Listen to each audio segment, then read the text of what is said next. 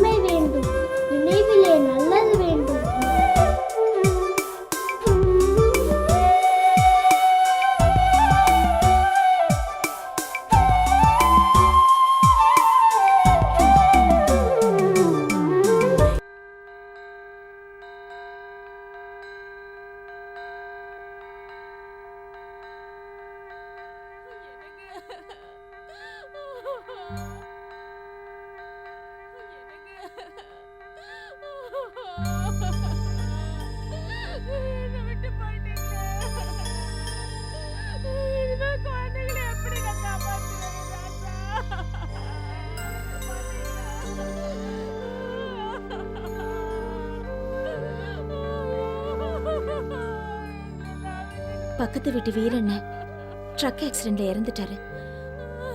நான் முதல்ல சாவ ரொம்ப நெருக்கமா பார்த்தேன்.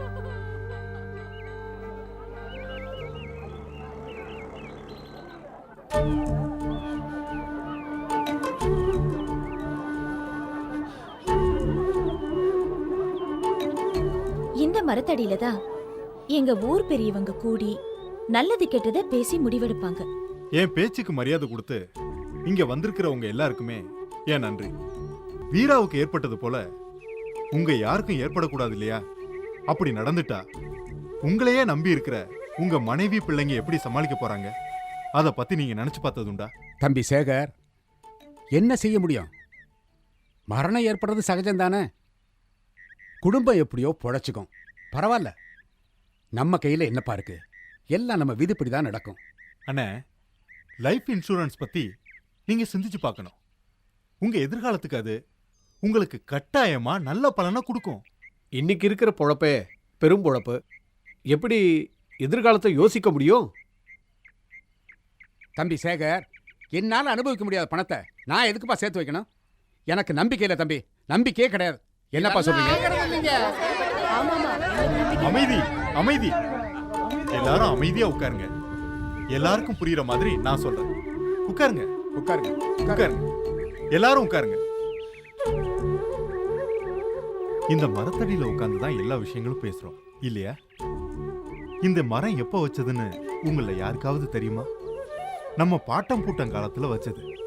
மரம் வச்சவன் தனக்கு இது நிழல் தரும்னா வச்சா, எதை பத்தியும் கவலைப்படாம செடியை நட்டான், தண்ணிய ஊத்துனா, வேலி போட்டான். நாம நிழல் அனுபவிக்கிறோம். உனக்கு எதிர்பார்க்காம ஏதாவது ஒண்ணு நடந்துச்சுன்னா உன் பிள்ளைங்க காணுற கனவெல்லாம் நிஜமாக வேண்டாமா? அதுக்கு என்ன வழி? அதனால எதிர்காலத்தை திட்டமிட்டு லைஃப் இன்சூரன்ஸ்ல சேர்ந்து பயன்பெறலாம்ல.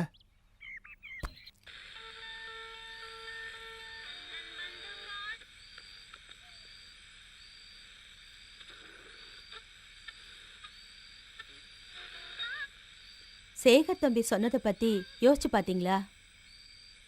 நம்மளால பணம் கட்ட முடியுமா? அதுவும் மாசம் மாசம் கட்டணும். ரொம்ப கஷ்டம். உலகத்திலேயே ரொம்ப கஷ்டமானது பொள்ளைய பெத்துக்கிறது தான். உயிர் போய் உயிர் வர விஷயம். அதுக்காக சும்மா இருந்துடுறோமா? சொசைட்டில மாடு வாங்குற விஷயமா சேகர் சொன்னப்ப கூட இப்படிதான் சொன்னீங்க. இன்னைக்கு ஒரு அதிகமான வருமானம் கிடைக்குதுல்ல. சுமி படிப்பை பத்தி யோசிச்சு பாத்தீங்களா? பிள்ளைங்க ஆம்பளை பசங்க வேற இருக்கு. நாளைக்கு உங்களுக்கு ஏதாவது ஆச்சுன்னா அவங்கள யார் காப்பாத்துவாங்க? எப்படி சமாளிப்பேன்னு யோசிச்சு பாத்தீங்களா?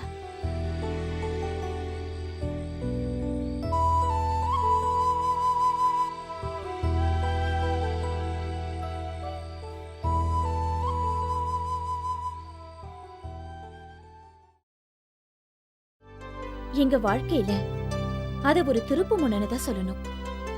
அப்பா மைக்ரோ இன்சூரன்ஸ் திட்டத்துல சேர்ந்தாரு. எங்க கிராமத்தை சேர்ந்த மலைச்சாமி, லட்சுமி அக்கா, கடலக்காடு சுந்தரம் எல்லாரும் சேர்ந்தாங்க. கொஞ்சம் பேர் எதிர்த்தாங்க. அதனால என்ன? எல்லா நல்ல விஷயமும் எதிர்ப்ப சந்திச்சு தானே ஆகணும்.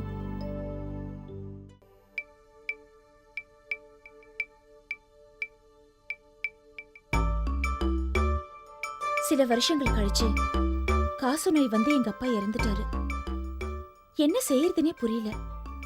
நொறுங்கி போயிட்டோம். அது ரொம்ப கஷ்டமான காலகட்டம். ஆனா நான் என் படிப்பை தொடரணும்னு அம்மா ரொம்ப உறுதியா இருந்தாங்க. அப்பாவோட கனவு நிஜமாகணும்னு ஆசைப்பட்டாங்க. நான் என் பிஏ படிப்பை முடிச்சேன். எங்க ஊருக்கே நான் டீச்சரா திரும்பி வந்தேன்.